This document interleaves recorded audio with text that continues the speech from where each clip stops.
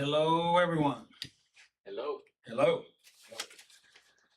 Welcome to Saturday Night Live Life Recovery, a place that is designed to help you work on your messy life. And because we all have messy lives, right? To some degree, one in one fashion or another, or multi fashions. So, anyway, we're glad to have you and you on internet.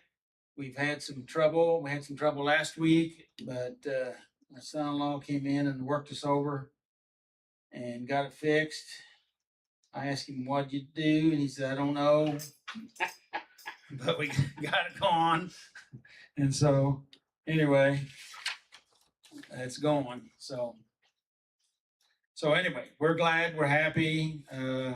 Hey, thank you, Jesus. So tonight we're going to be we're dealing with step 7. We humbly ask him, God, to remove our shortcomings.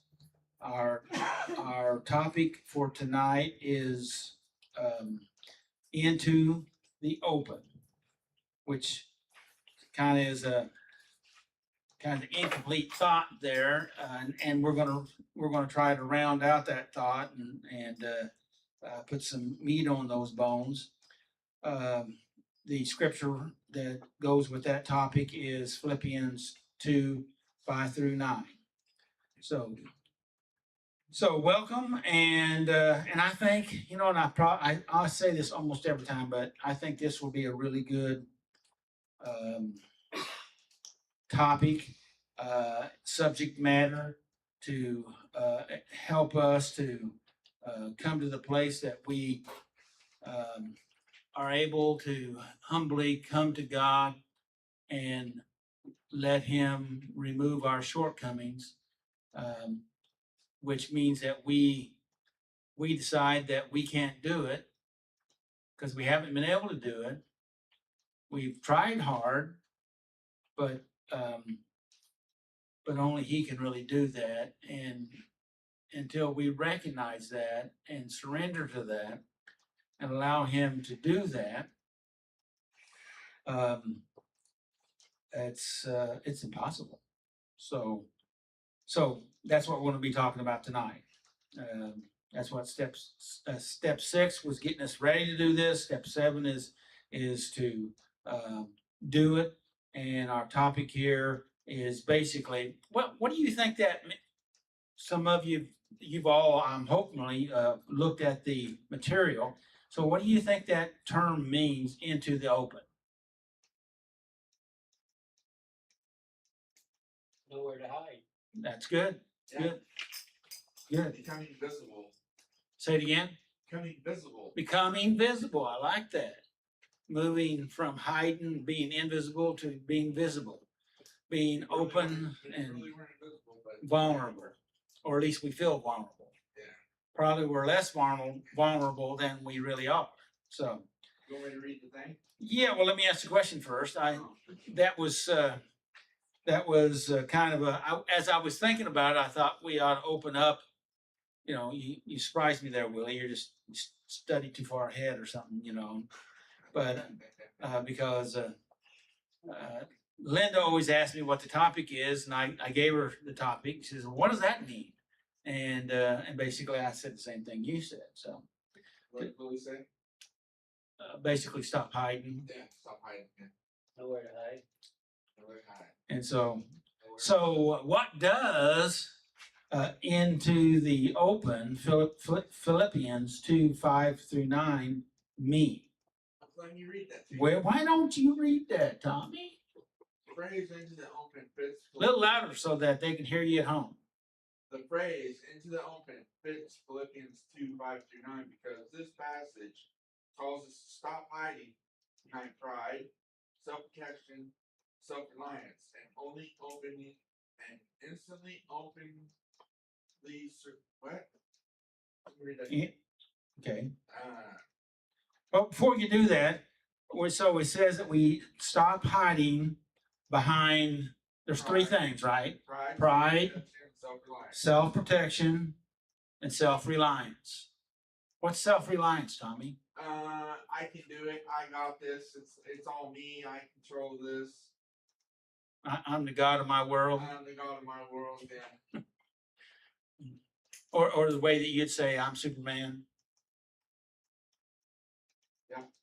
Not that I'm Superman, that you're No, Superman. I maybe thought that I was. Okay, and the last part of that sentence? And instead openly surrender ourselves to God. Step 7 is about humility, bringing our lives into the light where God can transform us. Okay, I asked that I put this question in a combination form. That's the reason why it basically talks about the topic, the scripture, and the step. So we got the whole answer of all three of those in that what you just said there. Yeah. So that's something different than I've done in the past. And what I was trying to do is condense my paper down, all the stuff, because Well, I don't know how to do that. I know I keep when I shortened it, then I add stuff on. But it's blank spaces. yeah, well, it's just I have the blank spaces in my head, and then they get filled up, and so I try to share them. And so when I run out of space, then I have to stop.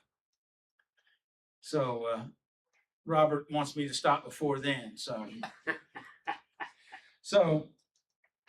what does into the open mean? And that's right there after the definition that Tommy read. You want me to read this? Sure, go ahead. Bringing your true self before God without pretending. Okay, wait a minute. Opening into the open means Bringing your true self before God without pretending. Without pretending. What does that mean, Tommy? Not hiding behind the oh, I could just trick. I can use tricks, scams, and Did you know anybody that ever did anything like that? Oh, me? Oh, okay. All right. Or me? Yeah. Well, I was just asking if you knew somebody. I'm just yeah. You knew. I met a guy. Go to the next one. Admitting your weakness instead of hiding them. Admitting your weakness. What does that mean? Well, you might have weaknesses that draw you back to your old ways. There's still your ways of thinking, So if you is asking you to, this is asking you to admit it. So what are you doing if you're not admitting it? You're involved in it. Well, it says instead of hiding it. So we're hiding our weakness. Yeah. And what does that do to us when we hide our weaknesses? They damage us. They bring chaos into our life. They provide a path to destruction. Okay. That means we pretend that we don't have them, or we avoid them, we deny. That makes us vulnerable because make us fall apart. Yeah. So, okay. Number 3. Letting go of pride, image, and control. What does that mean? The mask that you wear. Okay. Good. Anybody else have any thoughts? We're describing into the open. So, letting go of pride, image, and control. What does that mean, control? Robert.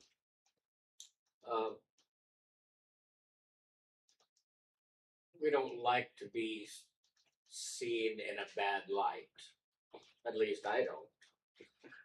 So my image is important to me. And if I stumble, if I relapse, or if I'm hiding something, I may not want to share that because it would affect my image. Mm-hmm. We have to get over that. Mm-hmm. So move ahead. So what is it that's protecting your image? The word right before that. You think? What's protecting my image? Yeah.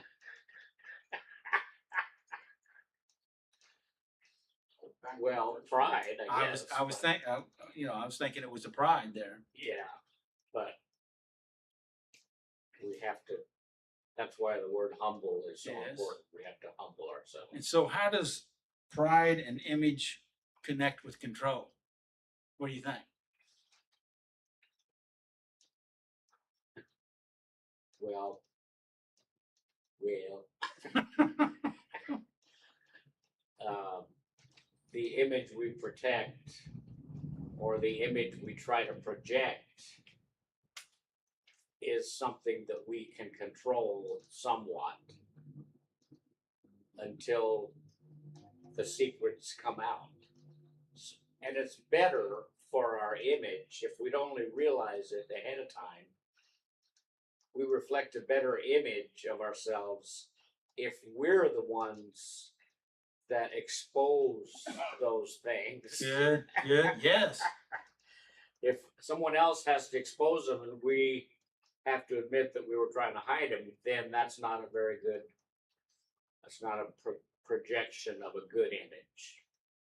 I used to talk with people a lot in this area, and I said, which would you like more? Somebody that acted like they never made a mistake, but you saw that they made a mistake, so they're always pretending that they were perfect, or a person that made a mistake and confessed to it and said that they made a mistake? Which one would you like more? You know, and of course, I've never had a person say I'd like the pretender more. You know, you don't like the making a mistake, but you appreciate the honesty, and stop trying to spin everything. I think that's some of that control stuff that we're talking about. Good. Tom, you want to read the next line? Sure. Being willing to be seen as you really are so God can change you. Wow. Taking off the exterior The mask, and the interior. the shield, Yeah. the armor, Yeah. All the stuff that makes up the, come out from behind the curtain. yeah, fake. Fake. Okay. Could say fake. Being willing to be seen. You know, I think about the,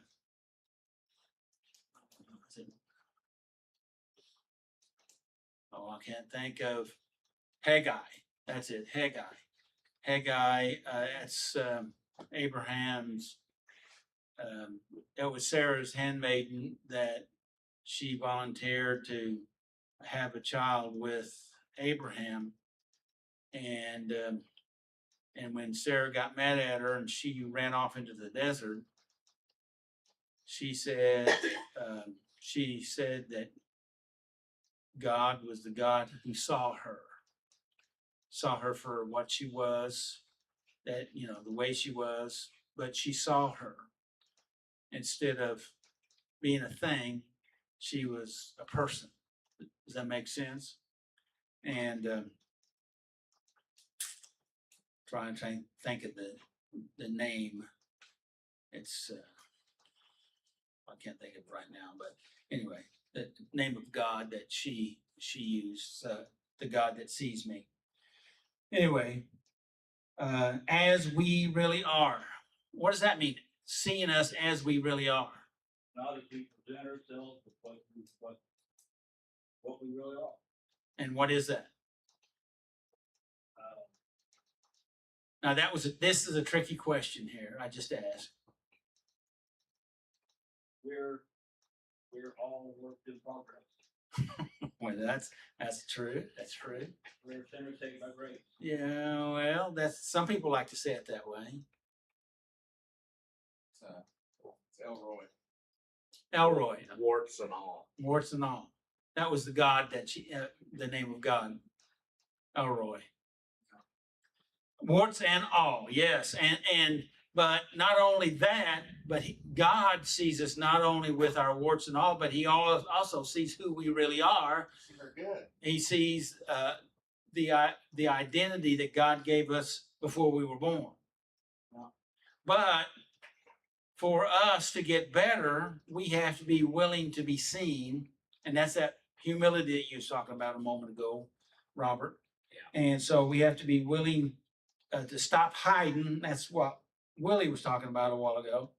And so that we can see reality the way it is, and we're believing something about us, which is part of that reality, but it's not the truth. It's just what we believe. But the truth is who God made us to really be.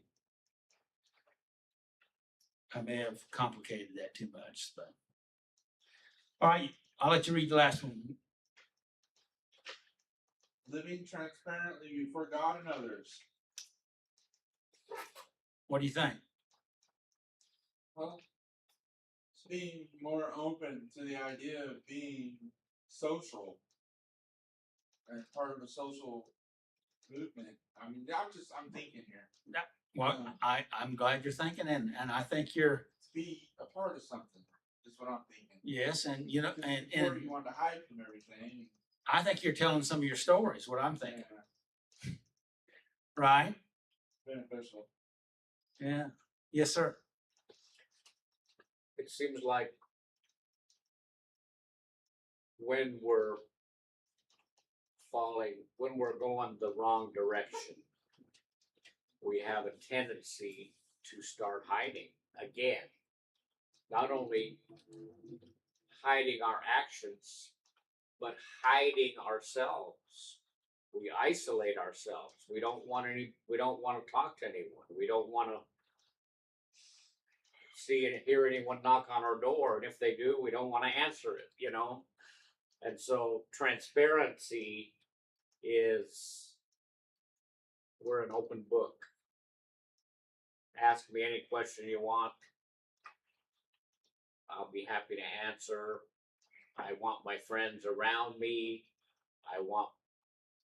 We want a social activity where everyone is free to express themselves. And you're free not to express yourselves in some areas that you're not ready to go in, and everybody should respect that. Right. You know, and so so that's a full sphere of things, and so I can ask you any reflection question I want. Is that what you're trying to say? Yeah. That's a private joke, by the way. And many of our defects of character stay alive. Listen to that. Stay alive. This is in the orange underneath these topics that we just read. Many of our defects of character stay alive because we keep them hidden. What do you think about that? Do you believe that? Is that the truth? I believe it. So if we hide our character defects, that doesn't make them better. It just keeps them alive. Somehow Well, it feeds they can them. Come out again. Do I? They can make themselves present again. I don't understand what you said. They can become like something where. Oh, they can come out and bite you. Is that what you're kind of saying? Stick its ugly head up and say, And you're like, oh, I thought I got rid of you. yeah. Oh, I didn't do nothing about you. No, you're just keeping them in storage. Yeah. And it's just, I might need this for later. yeah, when that happens. And you keep feeding that monster, squeeze and turn the lid tighter and tighter, and at the most inconvenient time, it pops open. Is that not the truth? So they lose much of their power when we bring them into God's light. And that's what you were just kind of talking about there, Robert. So I'm going to read the scripture here out of Proverbs 28:13. It says, whosoever conceal their sin does not prosper, but the one who confesses and renounces them finds mercy. And basically, you said the same thing a moment ago, Robert. Oh, there's so much on this, and I have burned up a lot of time here. So, but I think it was productive. What do you guys think? Yeah. You just have to say that because I asked to put you on the spot, right? So here we go. We're just going to go ahead and stop right there. I want to read. I got one thing back down over here about step 7. that I thought was really good, if I can find it.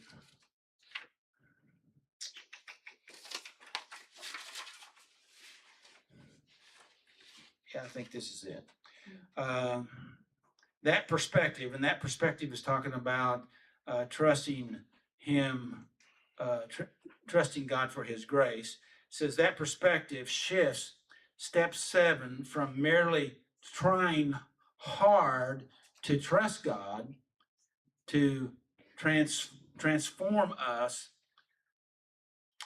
merely trying hard to trusting God to transform us, just as Jesus trusted the Father's will completely. I messed that one up there, and that's not the one I was thinking about anyway. But so on that unperfect note, I think we'll just shut her down and go to reading the 12 steps. Who's doing that? Really? Willie, do we know what we're doing next week? Giving up control. Giving up control. Who's doing the step? I am. Willie's doing the step, giving up control, and Be Lori doing the question. giving up control And next that's week. saying here. Okay.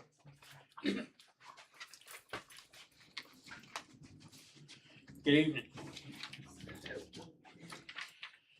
Step 1, we admitted that we were powerless over our problems and our lives became unmanageable. Step 2, we came to believe that a power greater than ourselves could restore us to sanity. 3, we made a decision to turn our wills and our lives over to the care of God. 4, we made a searching and fearless moral inventory of ourselves. 5, we admitted to God, to ourselves, and to another human being the exact natures of our wrong. 6, we were entirely ready to have God remove these defects of character. 7, we humbly asked God to remove our shortcomings. 8, we made a list of all persons that we have harmed and become willing to make amends to them all. 9, we made direct amends to such people whenever possible, except when to do so would injure them or others. 10, we continue to take personal inventory, and when we were wrong, promptly admit it. 11, we sought through prayer and meditation to improve our conscious contact with God, praying only for knowledge of His will for us and the power to carry it out. 12, having a spiritual awakening as a result of these steps, we tried to carry this message to others and practice these principles in all our affairs. And back to step 7, we humbly ask God to remove our shortcomings. Thank you. Thank you, Willie.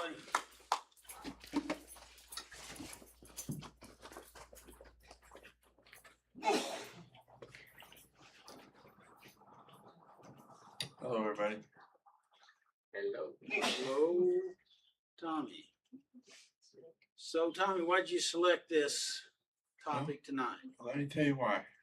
Go ahead. So when I finished the steps, I put a check mark next to them because it says completed at the end. And I had not had a check mark on this one. And I had never done this step. So I figured, well, it's time to do something new. Let's explore a new, instead of just doing the same ones over and over again. And, I decided to pick something fresh. Okay, good deal. So let's see. I selected some questions for you. Let's see if I can get it out. What Christ-like character quality does God want to develop in you as He removes the attitudes and behaviors that hold you back? Love. Compassion. What was the first one? Love. Oh, okay. Love, compassion, and caring for myself and others, and being there, being present with That's good. myself, and It was like you already had that planned there. I did it halfway through. You asked me the question. And I read the question already. Okay, and asking yourself, what can I learn from these or other situations? Asking yourself, what can you learn from these or other situations that's going on in your life? Like negative situations or Well, like what situations that. what might God be trying to teach me through it? So it could be positive, it could be negative. Well, like the negative ones, I could be like facing them or not even facing them, but keep experiencing them. And then I sometimes I do come to a realization that there is a better way. Okay. When you have successfully faced difficulties in the past, what personal strengths did God use to help you get through them? Personal strengths. Mhm. That's a tough question. Anybody want to help me? No. I'm just kidding. What personal strengths? When you had success with these certain situations in your life, again, we're talking about shortcomings in our Right. in our step study, and so what personal strengths? See, because it's good. We need to know our faults, Well, but we need to also know our strengths, right? It was like recently I quit vaping again about a month ago. Wait, And, what? Vaping. Oh, okay, I thought you said baking. I thought. Vaping. Yeah, I don't vape no more. Yeah, no vaping and e-cigarettes, and I've done it before, but this time I was like, well, I could go spend the money on it and then have less money, and I want to have less money, and I was like, well, maybe I have the strength in me to just quit, and I did, and I'm still here today, not doing that because I took authority in my life and said no to it. Good, good. So I think we're ready for you to fly. Oh, we're not done yet? No. I'm just kidding. We humbly ask him to remove our shortcomings into the open. I get used to these new glasses. Because they got bifocals on them. I never had those before. So I'm up here like, It takes a while to get used to. yeah, they're different. Because of our pride, we may hide behind defenses during the recovery process. What does that mean? Because of our pride, we may hide behind defensive. Because we're stubborn. That we're wanting to not let go. We're holding on to this stuff. Because we found Go ahead. because we found comfort in the past there. Good. Good. Good. Anybody else? Sometimes it's just really hard to let go. Yes. Yeah. And They're learned expound on behaviors. Hard. expound on that. Tell us more.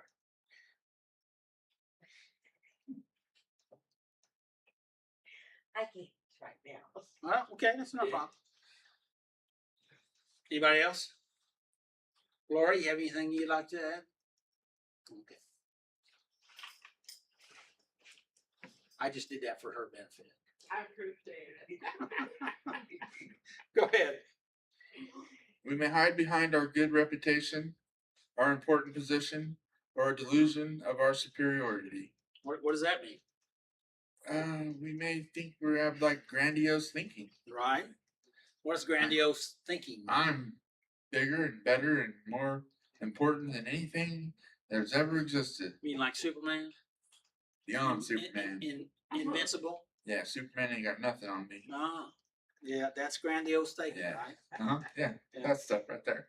And so read that in context of what you just said. Read that sentence again. We may hide behind our good reputation, our important position, or a delusion of our superiority.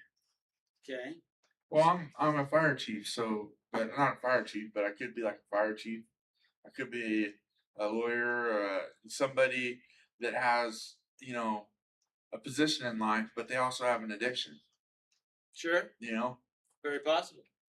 So I have to, kind of, I don't know. What We I have to was going accept with reality that. the Yeah, way it accept is, reality. Yeah. instead of hiding from it like we've been talking about. Yes. That's what our topic tonight is about. About what? Into the open. About Into the open. So we're coming out of hiding and coming into reality. Yeah. Okay, go ahead. we may feel such inner shame that we go overboard to cover up with a self-righteous public identity. What does that mean? Oh, that we go deep into our delusional, what was the word I used a minute ago? Grandiose lifestyle that we get so overwhelmed with it that we don't know how to get out of it, that we just keep going in further with it. We just involve ourselves deeper in the lifestyle. Well, let's go through that sentence again, a little more slowly. Okay. We may feel such inner shame. All right. We may feel such inner shame. Inner shame, not outer shame. Yeah, shame inside ourselves. Yes. That it affects us, which it would, right? Yes. Absolutely, yes. That's what I was saying, is shame and guilt and things keep us from letting things go. Mm-hmm. And sometimes it's just easier to hold on to them. And at least that's what we believe, right? Right. But is that the truth? No, it's not the truth. Okay.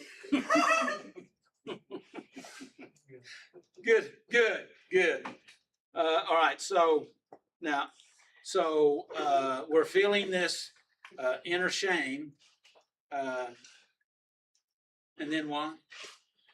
That we go overboard to cover up with. Wait. What does that mean? Go overboard to cover up, tying this shame. Oh, we just find all kinds of ways to distract ourselves from reality. That. How would you tie that in? Going overboard to cover up the shame.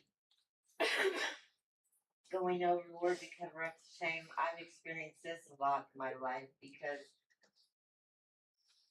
I just try everything possible in my own and without relying on God. Uh-huh.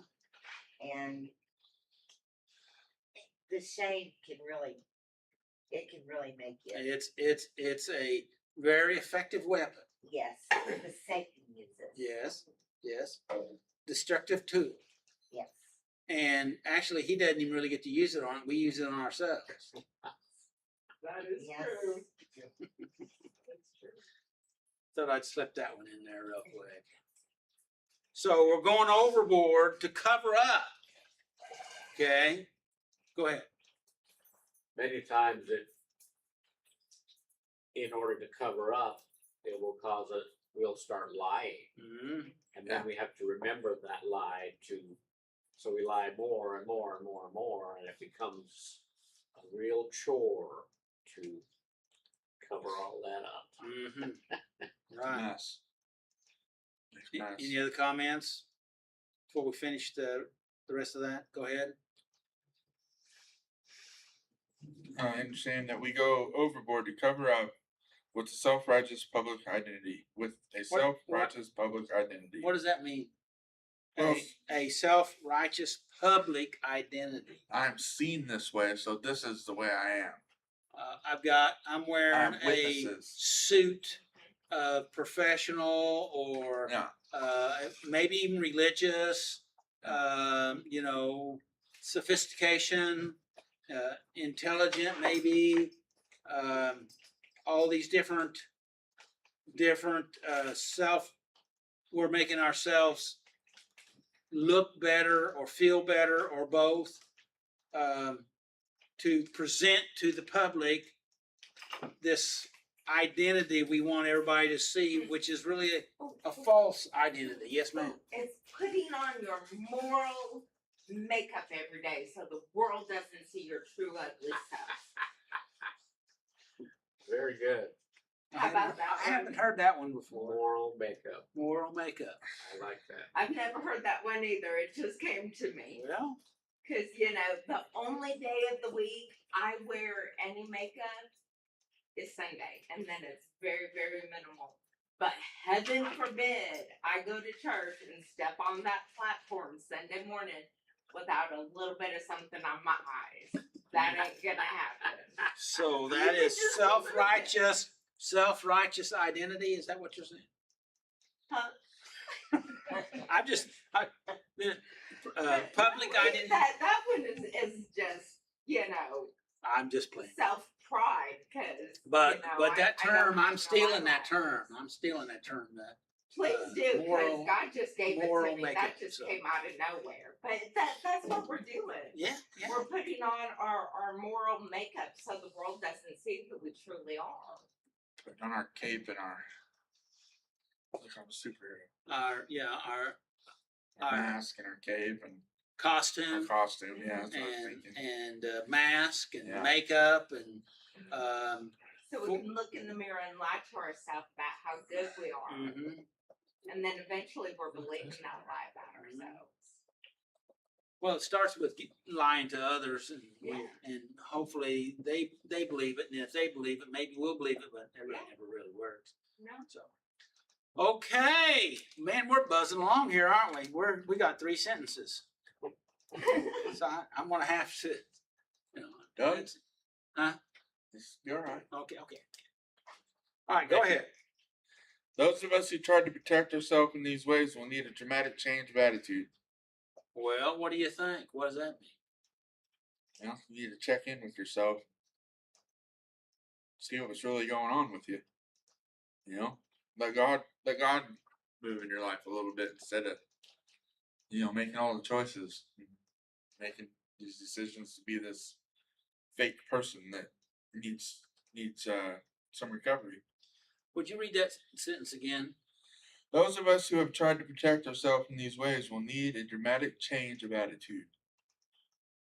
So, what we're talking about, this moral makeup, is a protection, right? We're trying to protect ourselves and protect ourselves With false personalities. with, and for what was you going to say? I'm kind of off.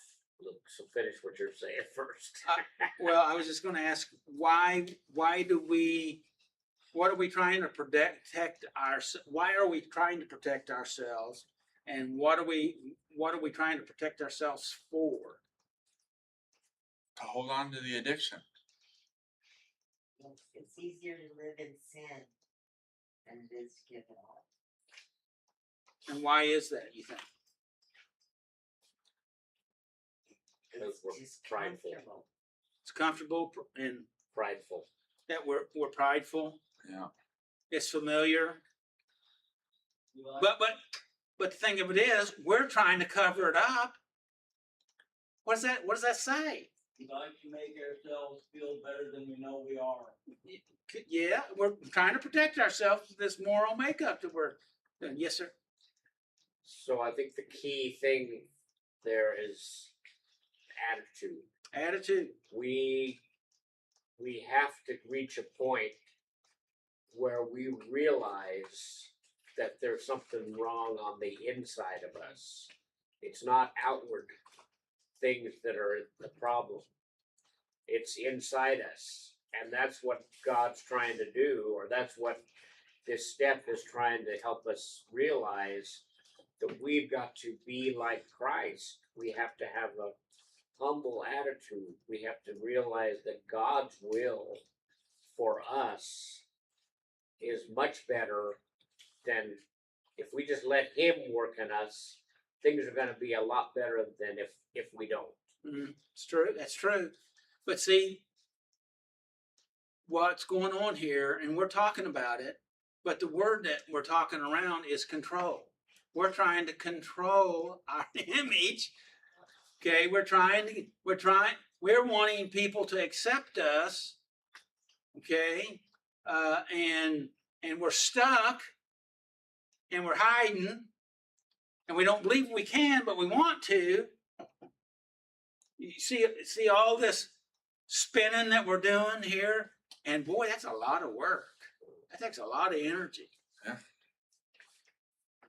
And And it says what we need is a dramatic change of attitude. And that attitude is how we think, our perception of ourselves, of God, of others, and that perception is, if you don't mind me saying, is that we really want people to accept us or at least not reject us, right? And so we do all these hurdles, twisting of ourselves, pretending, faking it till we think we'll make it, lying to others and ourselves, because as I believed in my earlier years that if people knew me like I knew me, they wouldn't accept me. So why bother? So I didn't. But see, the trouble is, then you're stuck with your miserable self. And I was. And so that's where God's grace is so important, and helping us to change our attitude, our way of thinking, that we can be free from that, even if we don't feel free, we can be free. And if we'll allow ourselves to be free, eventually we can feel free. I know that may sound like a garbled up mess, but it's still the truth, I believe. Comments, questions before we go forward? I think we just went through some really important stuff. Yeah. Okay, Tommy. The Apostle Paul wrote in Philippians 2:5-9, you must have the same attitude that Christ Jesus had. Though he was God, he did not think of equality with God as something to cling to. What does that mean? Well, he was going to walk around like, well, I'm God, so it's just the way it is, and I can do whatever I want. Equal to God, he left his divine nature to be here, and that he didn't. I mean, he was willing to let go of it, not instead of holding on to it. You're like, wait, but I'm equal with God, so why am I going through this? He didn't ever say that, did he? I don't think so. No, the nearest he came to that is when he's hanging on the cross, saying, my God, why have you forsaken me? Yeah.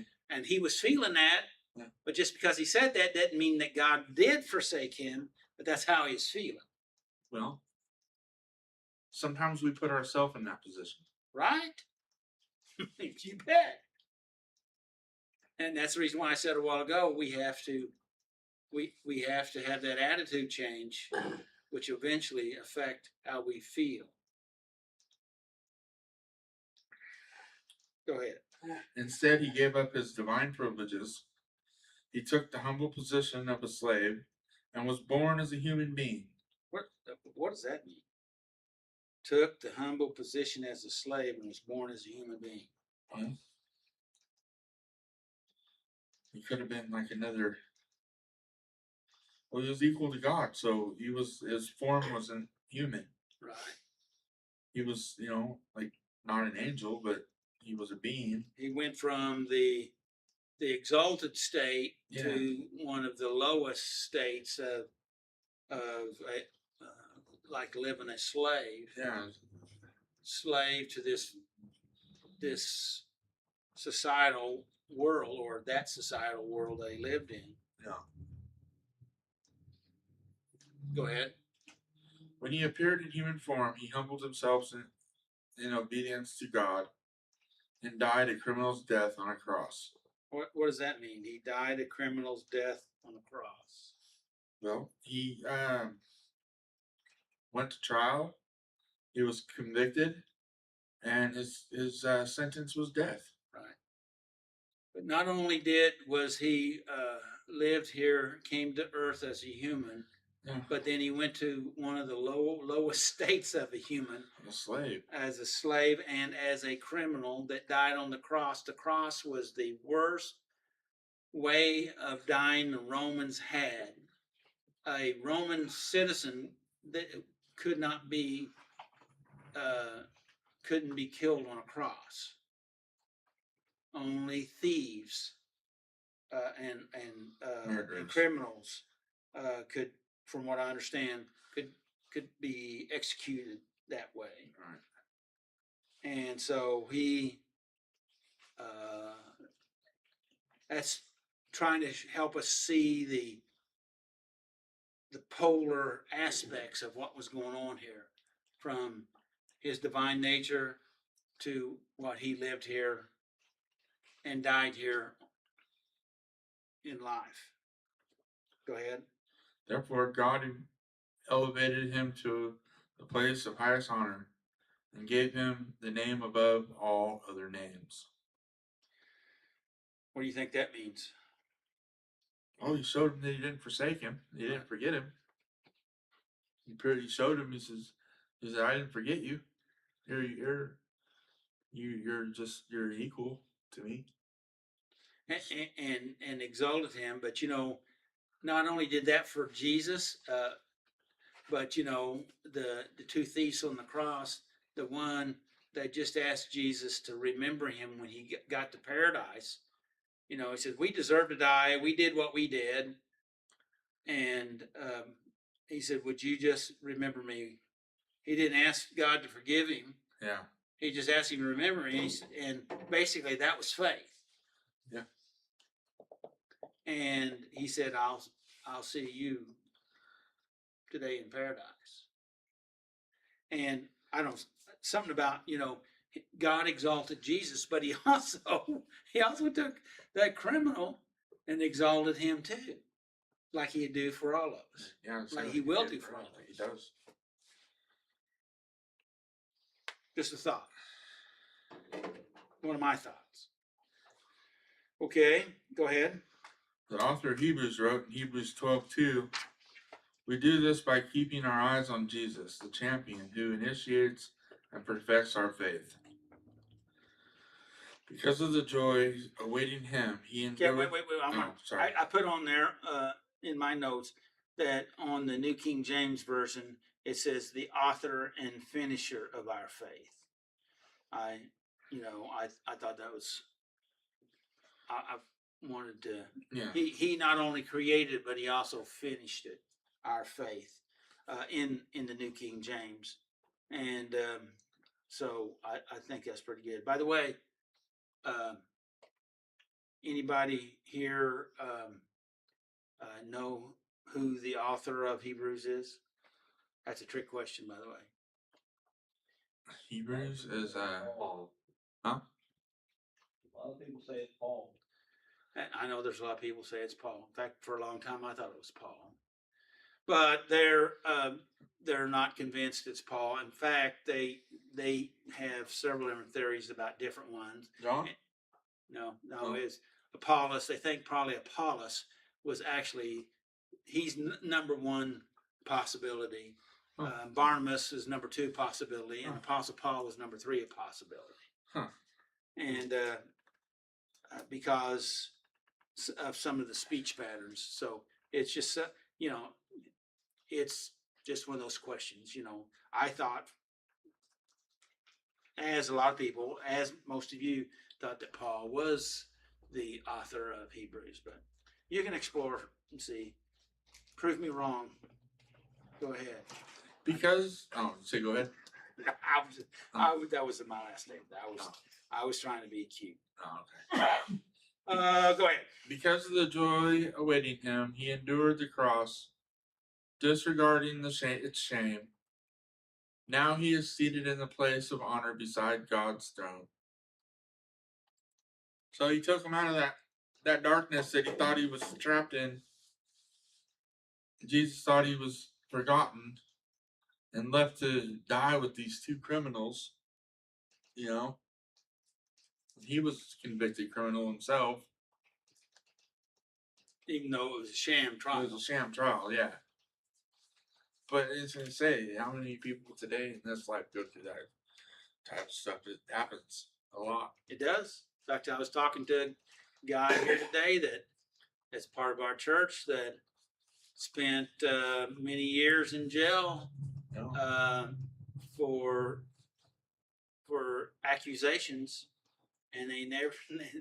I don't know how they did that, but they had him in jail, and he never was ever convicted, but he served time, but you know, and of course, when you go to jail, you basically lose everything you got. Yeah. And, particularly after several years, you come out, you don't have anything, and then you have less than not having anything, generally speaking. And then you can be really bitter and angry. Yep.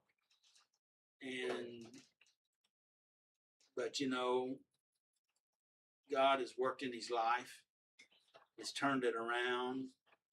He's blessed in so many ways. Anyway, okay, go ahead. We can ask God to change our attitudes. When he deals with our pride, we will be able to stop hiding behind our reputation. We can allow ourselves to become anonymous, each of us known as just another person struggling with addiction. What does that mean? Well, it means that we are. I had it written down over there, and I don't. Because you had the same stuff written down that I was thinking on that flyer there about anonymity. Mm-hmm. We all have a right to anonymity. Right. Not, I guess it's saying, anonymous means that we don't have no labels. We don't have no expectations, I guess you could say. And it's all what we're talking about here. Yeah. Is we're trying to come out from those things that we hide behind to protect ourselves, to shield ourselves from others, so that we're all equal in our struggle, right? And that we're all fellow strugglers. That's not what I said on the sheet, but that's basically the way that it is. Well, We're I all thought about this, like you get those "Hello, my name is" tags, and like if we're not anonymous, we have all these tags all over us. "Hello, my name is," and it has like pride and ego and all that stuff. But then when we become anonymous, maybe our name tag just has our name on it. It's just simple other than our name. My name. I was just thinking that. My name's Tommy. Yeah, my name's Tommy. Anonymous. Yes. Go ahead. When we humbly yield ourselves to God in recovery, He promises us the future honor He promises us future honor and the restoration of our good name. See, there it is, right there. Restoration of our good name. Yes. So I don't have to hide behind all those other flaws. Makeup. The makeup. Yeah. Moral makeup. Moral makeup. Moral makeup. Immoral makeup. That could be that too. Yeah. So God cannot heal us if we continue to hide, Yeah. right? Yeah. And I had this picture. I told Robert about it yesterday. I was talking to him, and I saw that we have our fists closed and we're washing off our hand, but actually we're washing off our fist, and because we're staying closed up, we haven't washed the inside of our hand, and you finally do open up your hand, and it's full of dirt and mud and stuff. Now ran a lot of water on the outside, but you didn't get anything on the inside. And to open up, to come into the open position, then that way, so that we can be cleansed and healed, because God cannot heal someone that's closed up. Yeah. He wants to, but we won't let him. So the deal is, we ought to let him come into that open position. What do you think about that, Tommy? It's good stuff. Anything else? Ready for some questions here. Yeah. So Never know what they're gonna be. I gotta find, I've got too many sheets of paper here I'm working through. So what, do you have any particular thoughts before I ask a question? No, what? Um, I don't want to alter your questions. What'd you learn from this lesson? What I learned from this lesson, that there's some ways of me that throughout the years that I learned to be that maybe weren't so bad, that I learned that were needing to change because they helped me with my bad behaviors, even though they weren't bad things. It was just things like going places, certain places, and being around certain people was something I had to change, you know? Okay. And so, what did you learn from this lesson? That I don't have to hide in the darkness. I can come into the light and let God change me, and be willing to be a part of that. Good, good. So what did you learn from this lesson? Well, I learned that I don't have to hide, Okay. and I don't have to put on an image and a fake front to get better. I can be myself. Isn't it interesting that each time I ask the same question, I get different we answers. get a little different? It's similar, but a little different, and that's not bad. No. Because I'm thinking that you're getting clarity on what you learned, right? Yeah, yeah. So normally I usually stop after 3, but why stop after 3 on this one? What'd you learn from this lesson? I learned that Doug asks a lot of questions sometimes. I learned that. Okay, check this out. I learned that. What was the name of it again? Into the open. Into the open.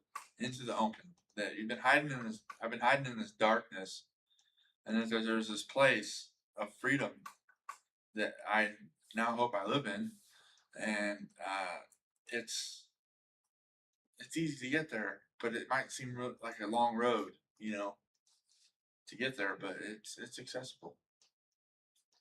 Boy, I think the answer just got better and better each time. So what's your takeaway? Let God heal you. That's Let good. God show you. Let God show you what He formed you for. Good. Formed me for. Yeah. Awesome. Thanks. Thanks, Tommy. Appreciate it. Yep.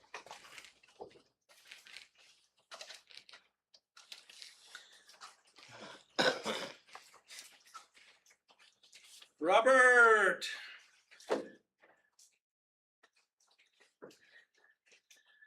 Did I work you over, Tommy? No, I'm good. I was expecting it. Well, hello, everyone. Hello. Hey, Robert.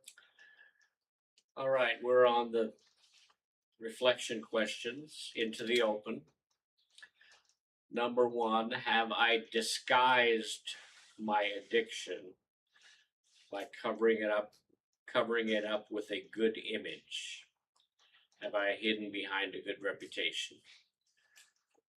Well, I used to, definitely. I don't think I've been doing that lately, no, but Congratulations. but I definitely used to, yeah. In fact, to the point where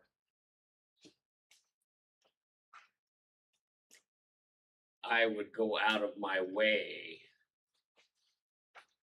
to try to project a good image by doing something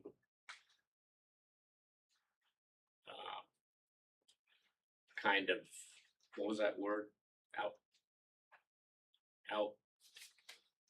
Outrageous, or I don't know, something Overboard. overboard. Yeah, I would do something overboard as a nice gesture to someone, but I didn't really have the right motive. I was just trying to project that I'm a good person. Trying to control your image. Yeah. Spin the information. Yep.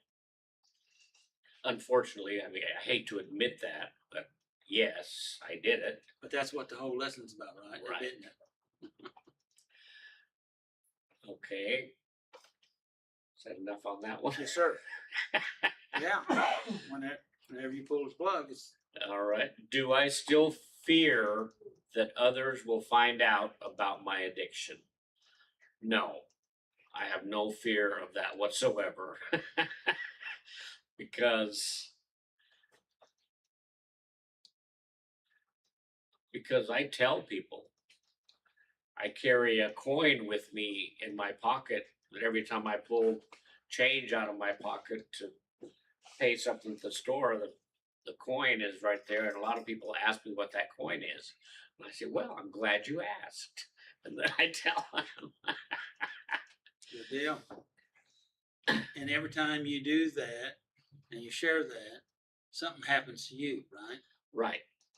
It just makes me feel like I'm growing. I'm not trying to hide my addiction. Awesome. In fact, I still go to Gamblers Anonymous meetings, and I probably will the rest of my life because I feel like that was one of the big things that saved my life, really was.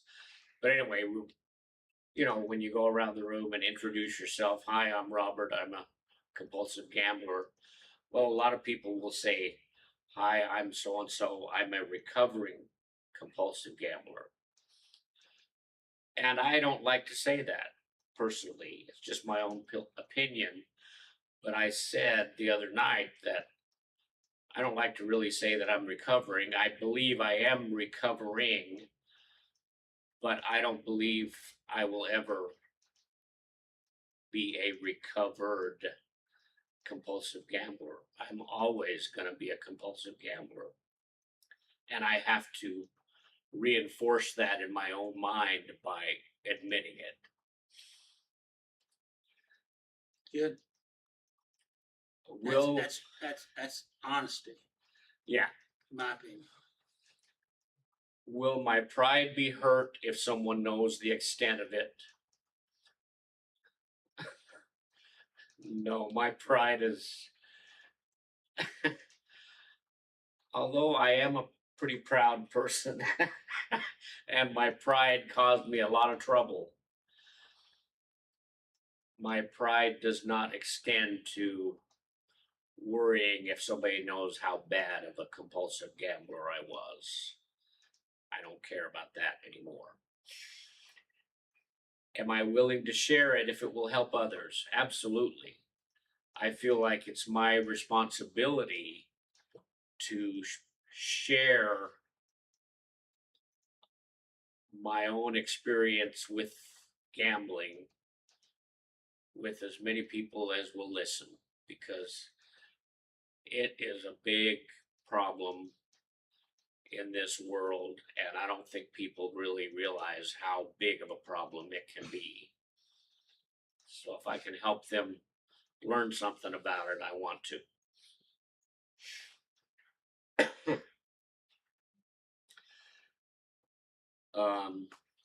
Can I release to God my self-centered fears of being known and of losing my image?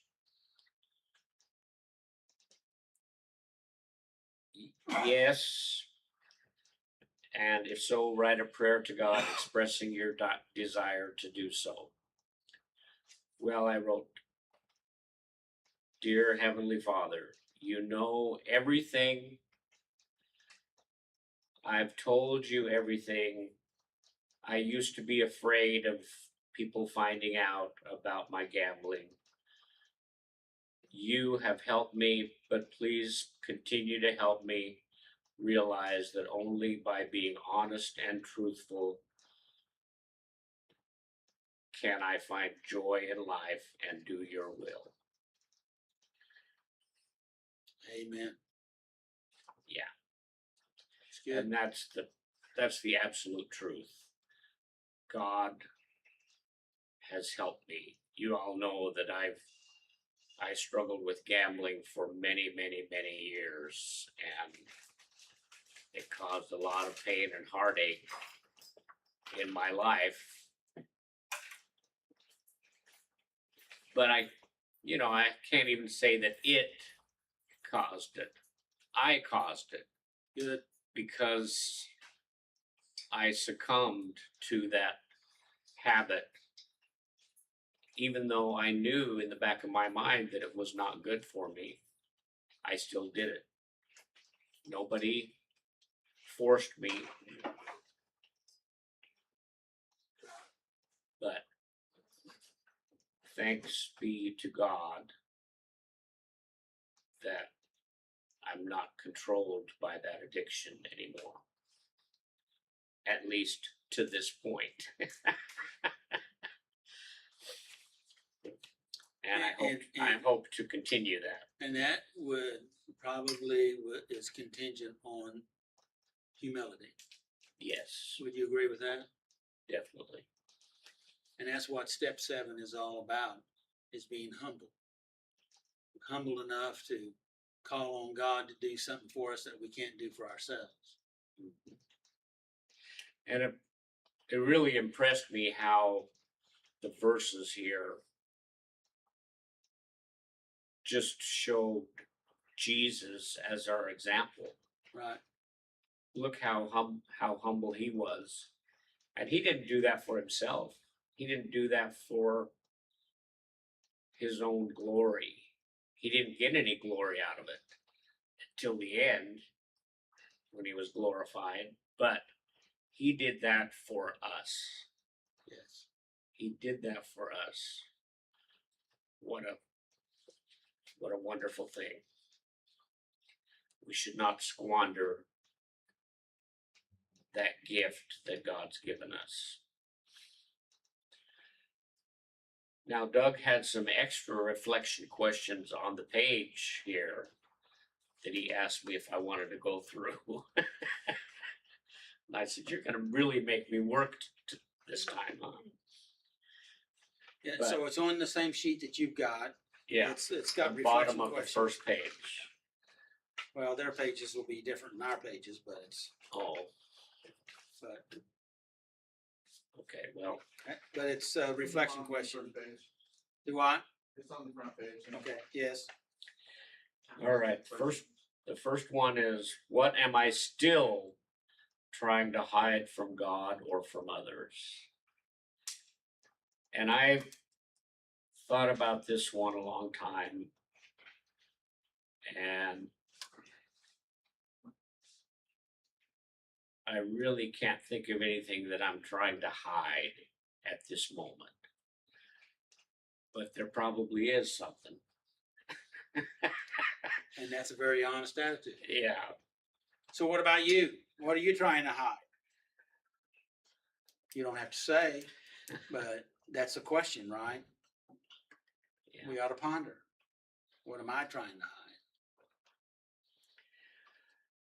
hide? Hey, can I? No, I'll. If we have time, I'll go into that. Go ahead. Where is pride keeping me from asking for help?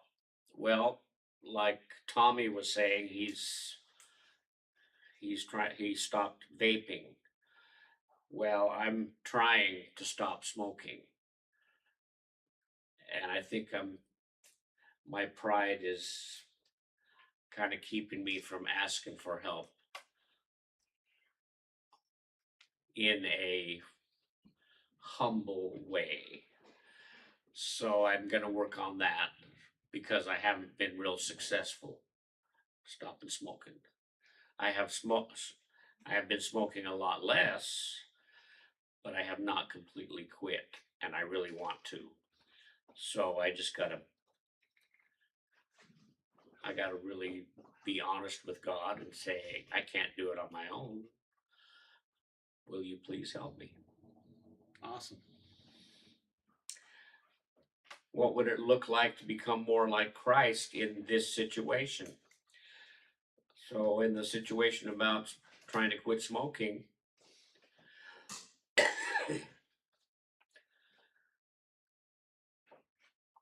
I keep telling myself that one or two a day isn't that bad. Well, it is that bad.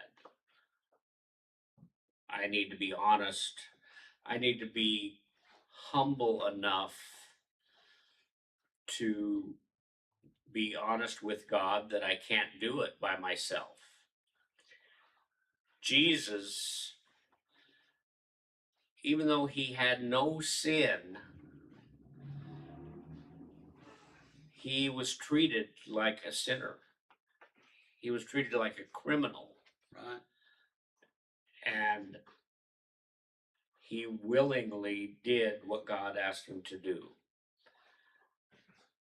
Well, that's a pretty big thing. Stopping smoking is not nearly that way, so I need to be like Christ and just say, God, you don't like me smoking. I don't like me smoking, so I'm going to give it over to you and let you help me. And then really follow through with that and just let it go. It's hard, but I'm going to try. Good. Congratulations. What shortcomings am I finally ready to bring into the open?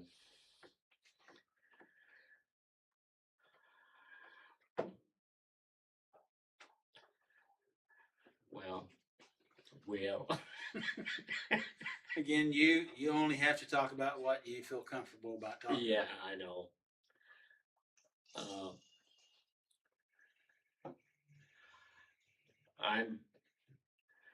I'm ready to bring any shortcomings into the open with God, with His help. I don't know that there's anything that really would benefit.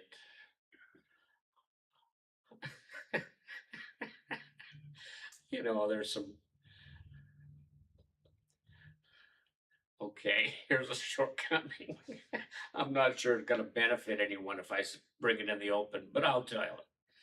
I got pretty bad toenail fungus. And I've been reading things and trying home remedies, but I can't seem to get rid of it. So I'm afraid to wear sandals and thongs, you know. But anyway, there's some, you know, health related issues that I have that are shortcomings. But anyway, how would humility change my relationships with God and others? Well, I don't think anyone can be more humble than Jesus Christ was. So, like we were talking about earlier, when someone has the humility to admit their mistakes, people are more apt to want to be a friend with them. And I just have to remember that. Pride has no benefit for me.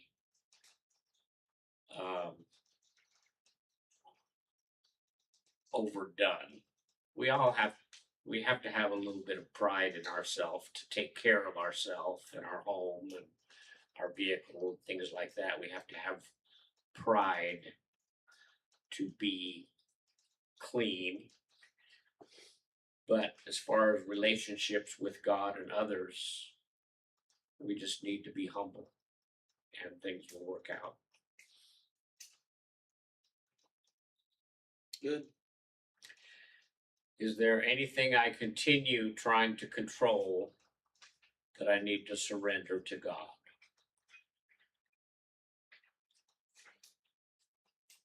Well, I got the smoking problem. I don't, you know, I always learn new things every time we meet here, and we go over these steps every year. And I'm sure that's why it's so good for us to do that, because if we continually work on ourselves, new things will come to light.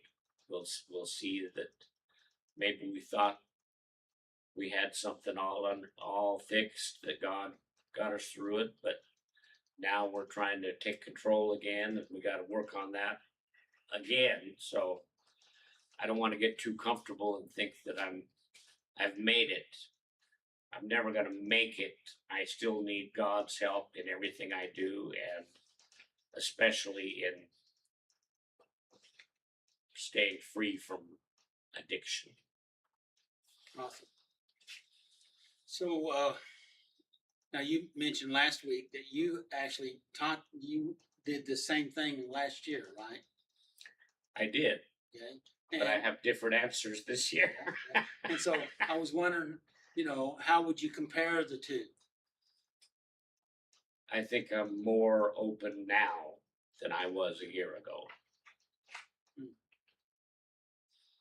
What do you think? How does that make you feel?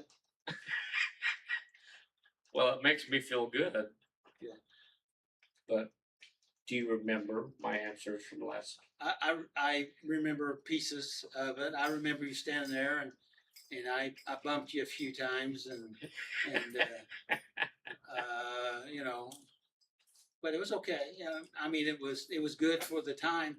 Yes, you're way more in the open than you were then, even though last year you were very, for a person in addiction, you were very open at that point. So there was nothing wrong with last year, but this is even better, in my opinion. Okay, good. How's that?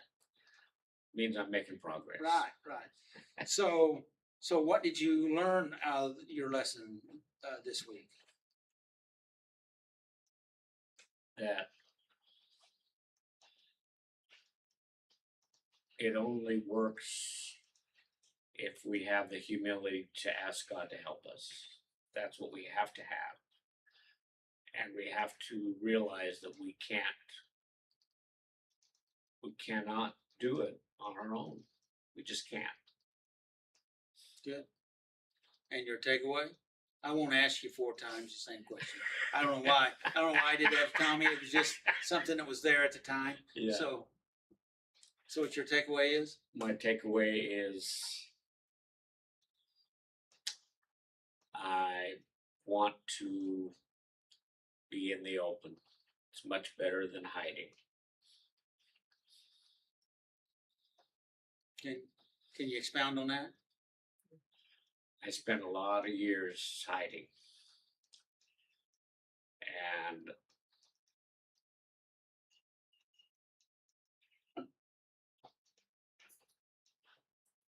probably if I had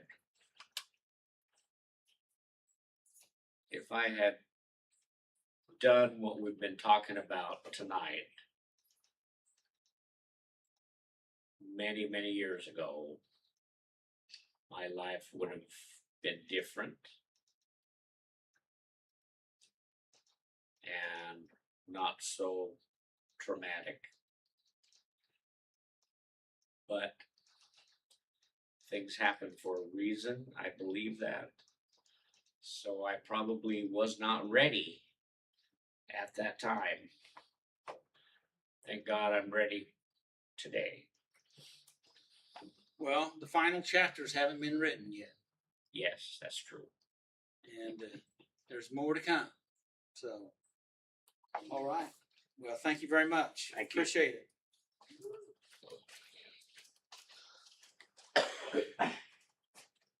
Can I ask the group a question or two? Yes.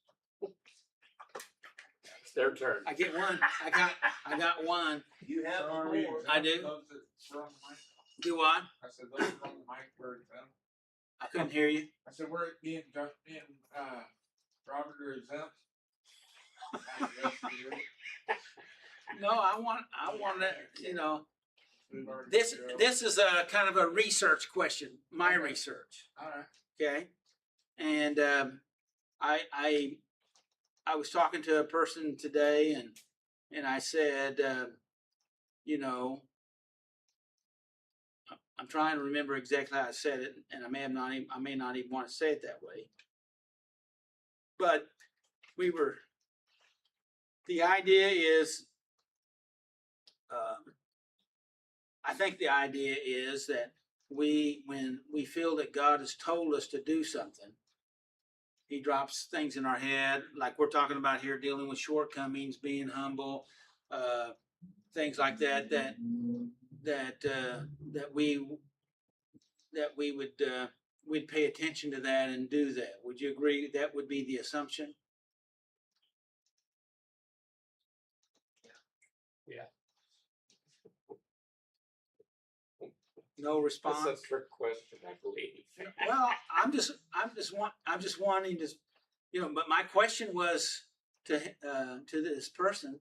I said, do most people, when they feel that God has impressed them or given some guidance, do they go ahead and pay attention and do it? What do you guys think? No. I'd say most people do not. Do you agree or disagree with Robert? I kind of agree with Robert. Okay, Mickey, you go come ahead. up on the edge of your seat. You agree? Well, I'm just thinking of Jonah. He, Yeah. and we're a lot like him, I think. Anybody else? Did that choke you up, Tommy? Yeah. Yeah.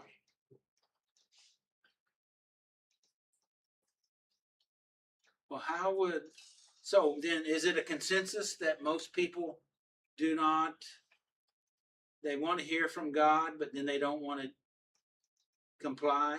Well, you didn't say that in the beginning. I know I didn't. I know I didn't. I said it in a different way, but isn't that what? You Yeah. just said, would most people comply if they heard from God that they should take a certain action in general. Not that people who are wanting direction from God hear from God. In that case, I think a lot more people would. And how much is more? Not all, but I think And how much is not all? I know. So we talking about I still think Somewhere that most between- people would so if, see how that complies with their own ideas. okay, so 50%, I would say 10%. 10% would or would not? I would say 10% would. 10% would. Because they say only about 10% of people are the workers in the church. Right. So So I would say that 10% would. so what percentage would you say, Robert? I'm serious. I'm just trying to. It was just Now, a research Okay, question, so like I said. I say if people ask for guidance and then receive some guidance,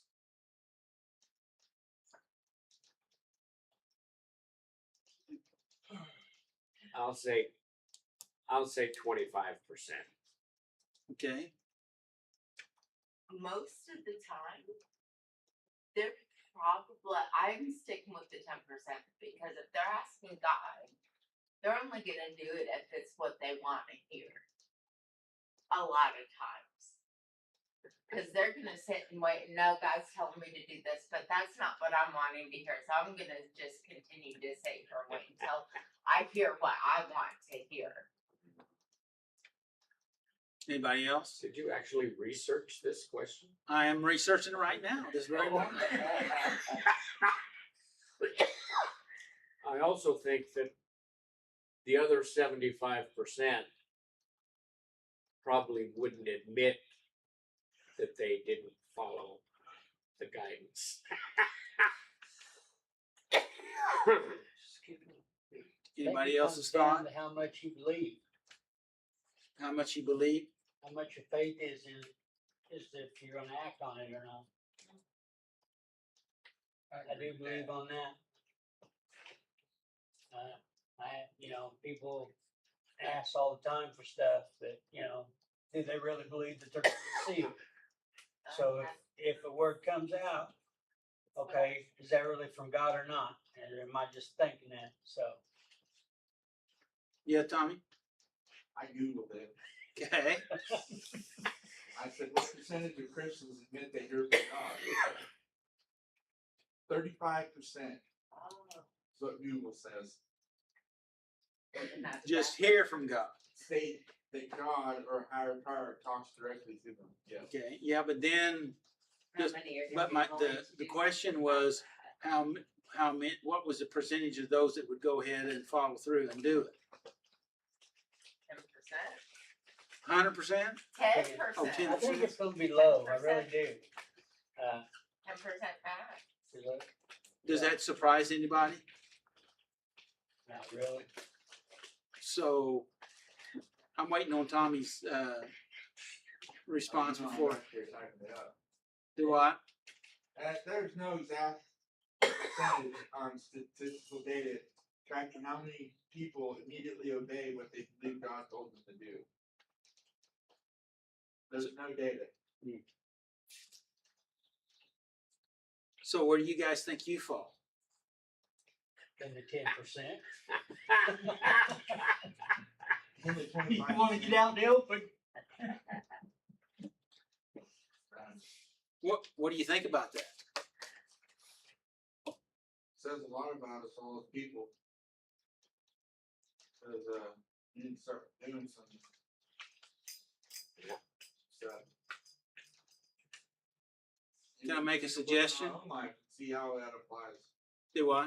Take a look at our own life and see how that applies. Yeah. Well, my suggestion is that if you have sought God for some direction and He gives you direction, how about if we continue to pray, God, help me with what you've told me. That would be humbly seeking Him. I hope you don't mind me putting you on Good the spot idea. here a little bit. Do I? That's a good idea. Not just pray for the guidance, but then when you get the guidance, pray for help to follow the guidance. Mm-hmm. I like that. I'm gonna try that with smoking. Why not? God can see around corners before we can even see the Oh, yeah, corner. definitely. So if he gave us some instruction to help us, and He knows, right? So anyway, just a thought. I don't know.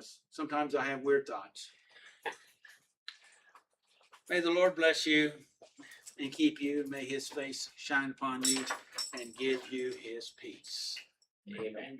Make healthy choices, and we'll see you next week. And the topic will be giving